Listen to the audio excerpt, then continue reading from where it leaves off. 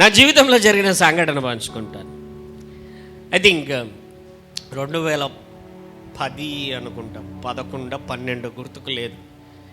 ఏంటనంటే చాలా టైట్గా ఉన్న పొజిషన్లో ఏదో ఒక స్కీమ్ వచ్చింది. ఎవడో చెప్పాడనమాట, 10,000 పెడితే నెల నెల నీకు 3,000 వస్తుంది అని. ఏమి 10,000 పెడితే నీకు నెల నెల ఇంకా హల్లెలూయా 30,000 పెట్టేశామనంటే ఉండేదే 40,000, దాంట్లో 30,000 పెట్టేశామంటే నెల నెల 10,000 వచ్చిందంటే అమ్మయ్య ఇంటి ఖర్చులన్నీ తీరిపోతాయి, సమస్యలు ఉండవు. అది ఒకవైపున వస్తూనే ఉంటుంది. హల్లెలూయా. వెళ్ళాను వెళ్ళి 30,000 తీసుకున్నాను. పరిశుద్ధాత్మదేవుడు లోపట వద్దు వద్దు వద్దు అని సుత్తి తీసుకొని కొడుతున్నాడు. హల్లెలూయా. అర్థమవుతుందా? ఇక్కడ హృదయంలో ఓకే, మనస్సు ఏం చెబుతాంది? పెట్టు నువ్వు వచ్చేస్తుంది, నీకు నెల నెల 30,000 పెడితే 3 నెలల్లో వచ్చేస్తుంది, తర్వాత హల్లెలూయా. ఏమండి, అంతే కదా, ఆలోచన అలాగనే వస్తుంది కదా. కష్టం తీరిపోతుంది, ఇబ్బందులు తొలగిపోతాయి, నెల నెల ఒక కన్నీరుతో తొలగుతుంది. సో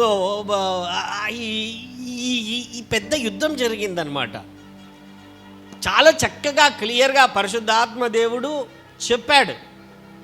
అయితే మనసు ఏం చెబుతా ఉంది? పరిశుద్ధాత్మ దేవుడు నా ఆత్మతో ఏం చెబుతా ఉన్నాడు? వద్దు వద్దు వద్దు. మనం ఏం చేస్తాము? హల్లెలూయా. ఏం చేశా? పెట్టా.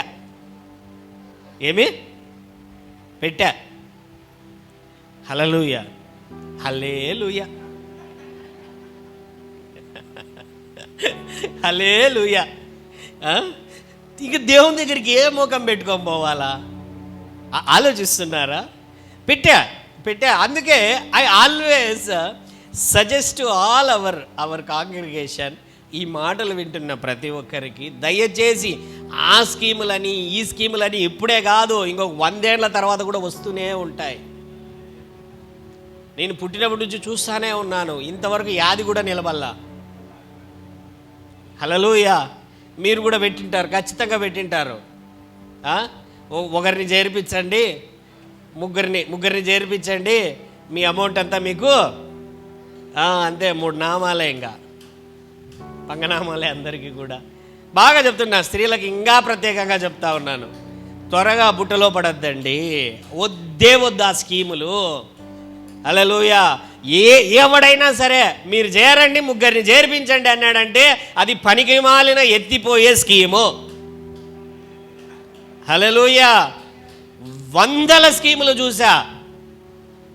అంతెందుకండి, చర్చి పాస్టర్కి కొంతమంది నా దగ్గరికి వచ్చి నేను చేరానంటే ఒక 100 మందిని చేర్పిస్తాను కదా, ఆ ఉద్దేశంతో చెప్పేటువంటి వాళ్ళు కూడా ఉన్నారు. హల్లెలూయా. అట్లా చేశామనుకో చర్చి మూసుకోవాల్సిందే. వాస్తవం అది. చాలామంది అట్లా చేసుకున్నారు.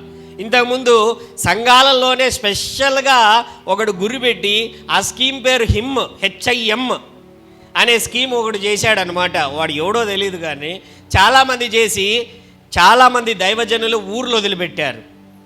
పరిచర్య చేసే చోట సంఘాలు, ఒక దైవజనుడు అయితే ఆత్మహత్య చేసుకొని చనిపోయాడు.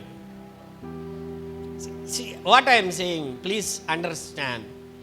దురాశ వైపున నిన్ను ఎక్కువగా లాగుతున్నది అని అంటే అది పరిశుద్ధాత్మ దేవునిది కాదు.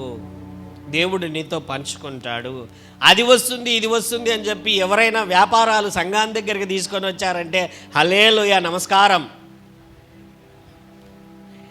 పాస్టర్ గారు మేము కొత్తగా బిజినెస్ పెట్టినాం, అది ప్రమోట్ చేయండి అని అడిగారు అనుకో, చర్చిలో వ్యాపారాలు చేయబడవు. అయ్యా హల్లెలూయా. యేసయ్య చాలుకోలు తీసుకొని వచ్చాడనమాట మందిరంలోనికి. ఇది నా ప్రార్థనా మందిరం నుండి మీరు ఏం చేశారు?